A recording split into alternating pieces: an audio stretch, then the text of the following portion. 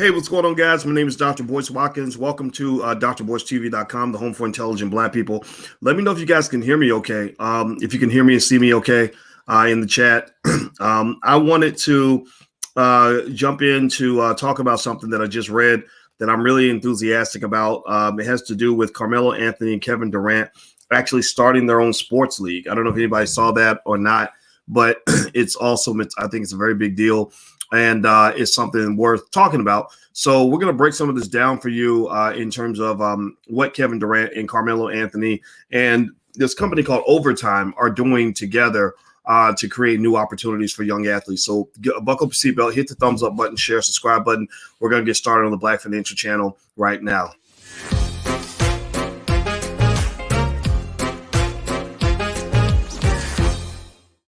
Hey, what's going on, guys? Welcome to drboycetv.com and the Black Financial Channel. That's theblackfinancialchannel.com. Let's jump right into this. Carmelo Anthony is doing the damn thing. Him and Kevin Durant, from what I understand, are connected to a new sports league. And you guys know that for many years, I don't know if you know, maybe you don't know this, but if you don't know now, you know. For literally 25 years, I've been talking about college athletes being paid and the corruption of the NCAA system. It got so crazy. The NCAA wouldn't even debate with me when I would go on the show. CNN would call them and they say the NCAA has nothing to say, etc. They literally were afraid of an intelligent Black man who wasn't afraid of being Black, who could break down the numbers and explain the finances in terms of how much money they're taking from the Black community. So the NCAA's exploitation of the Black community wasn't just financial. It wasn't just about robbing them of the chance to get an education. You guys know I was a college professor for 25 years, and I saw that these athletes were not being educated. It was also racial. This is what contributes to the racial wealth gap, which causes what Dr. Claude Anderson refers to in Powernomics as the doctrine of unequal exchange. There's the doctrine of unequal exchange. Now, as I move on, do me a favor, give me a yes in the chat if you can hear me okay. Everybody say yes if you can hear me. That way I know I'm coming through okay. My computer's having some issues. Let me know if you can hear me all right. And also, please hit the thumbs up button right now. It's thumbs up, subscribe, share, all that stuff. We need to own Black media and build it. So I'd love your help. So give me a yes in the chat if you can hear me okay. And I'm going to pull up the story while you do that. Okay. Thank you, LeBruno and Ruth and Allison. Okay, good. I wasn't sure. I was going to make sure you can hear me. Okay. So here's the deal. It says here the sports media company Overtime will start a basketball league that will pay youths at least $100,000 a year and provide them a stake in the company, which is great. They get cash flow and ownership. It will kick off next September with 30 players in an undisclosed location. The company has investors, including Brooklyn Nets star Kevin Durant, Portland Trailblazers forward Carmelo Anthony, and Silicon Valley venture capitalist Andreessen Horowitz. It's funny how white folks always end up in there somewhere, right? I don't know what it is. I don't know why y'all so just so deeply committed to white supremacy. But it's funny. It's almost like there are Black folks who believe that we can't do things on our own. And I'm not hating on this guy. I'm sure Andreessen is a nice guy. But why does everybody else always have to be in Black folks' business? I mean, we know that Black men are the ones who dominate basketball. And so I don't see why Durant and Carmelo and a bunch of brothers can't get together and just say, we got this. We got the ownership. Y'all own y'all's league. We own our league, right? Ain't nothing wrong with that. Ain't nothing racist about that. If that's racist, then the NBA and the NFL are completely racist, right? Well, no, it's about sort of having something that's ours, right? Now, but then again, I'm not hating on it. I'm not here to in any way bash what's being done. It says that so here's a little bit about this. This is in CNBC. The Overtime Elite League will let players bypass traditional high school and collegiate levels while building their brands before becoming eligible for the NBA. It will start in September with 30 players. In an interview Wednesday, a guy named Porter, I don't know his first name, confirmed that Overtime will pay all health insurance and allow players to earn bonuses and equity in overtime. He also recalled David Stern's skepticism. Former NBA Commissioner David Stern, RIP, he didn't like the league at first, but toward the end of his death, he came around and he realized that creating an alternative for these athletes was very important.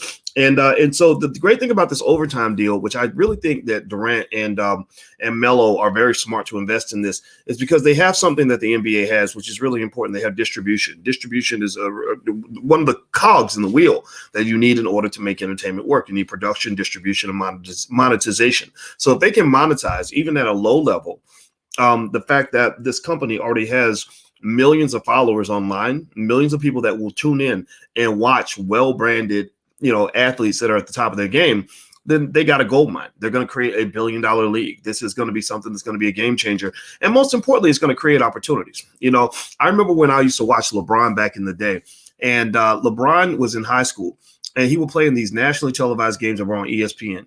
Now, if you are a business school scholar like I am, you know how much money is being made. Like anytime you see something on TV, anytime you see a big audience, anytime you see a corporate sponsor, I want you to stop and think about the fact that somebody's paying money to be seen on that show. So corporate sponsors, are corporations, and they pay big money for that. So when you're watching your favorite college basketball and you've seen all these brothers out on the court, none of their families making any money, but you see these corporate sponsors everywhere, that means money's out there. Billions of dollars are out there. But so the question is, where are those billions of dollars when the star athlete's mama can't even come to the game because she can't afford a bus ticket to a Greyhound bus ticket to get there? Then something's wrong with that system. That's crazy, because that kid, when I was at Syracuse when Carmelo Anthony played. And I remember that Syracuse got a check for $20 million because Carmelo won a championship for them while he was there. So these young athletes are multi-billion-dollar commodities. So the question I ask you is this. Riddle me this. How is it that a community that suffers from a wealth gap of epic proportions, that is consistently on the bottom of the economic totem pole, that is in the lower rungs of society in every category that measure quality of life, from everything from home ownership to income to wealth? How is it that a community like that can afford to give away some of their most valuable assets, their athletes and their entertainers?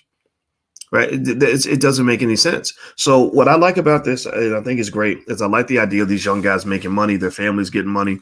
I also am hopeful that we can have more ownership, more Black ownership of various outlets for entertainment and sports, because that's the area where you dominate. You should be owning a big chunk of that. And the fact that there are people making trillions of dollars in these industries and you're not a piece of that pie, that right there tells you why things like integration were an epic failure. Integration was not designed to empower Black people. Integration was designed to empower white people by giving them many, many Black employees. It was designed to empower white people by giving them many Black people who will shop at their stores. It was designed to empower white people by giving them many people that would allow them to exploit their resources and go into their community and take financial advantage of their multi-billion, multi-trillion-dollar assets, meaning their athletes, entertainers, everything else. So I just want you to kind of grow your thinking in this area, because it's really important that we learn economic intelligence as a fundamental principle behind being Black. Joe Biden said, if you don't vote for me, you ain't Black. No, that's silly. I say, if you don't understand economics, then you ain't Black.